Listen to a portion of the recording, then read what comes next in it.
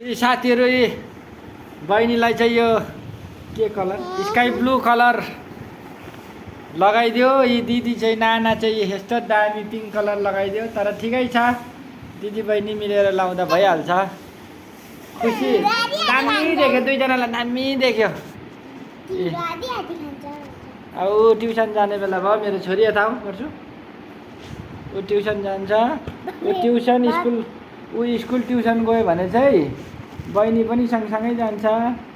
बहिनीलाई पनि लिएर जानुपर्छ। दिदी बहिनी मिलेर जान्छ, फेरि बहिनी चाहिँ फर्केर आउँछ। त्यसै छ है साथीहरू, दिदी बहिनीको माया भन्ने कुरो दाजुभाइको भन्दा एकदम गहिरो माया हुँदो रहेछ।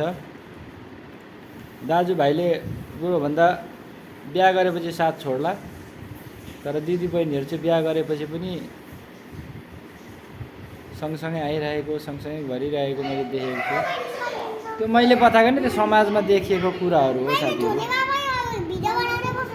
भिडियो बनाउँदै बस्यो थोते पापा भने हेर्नु साथीहरू। यसले मलाई हेर्नुहोस् त केटाले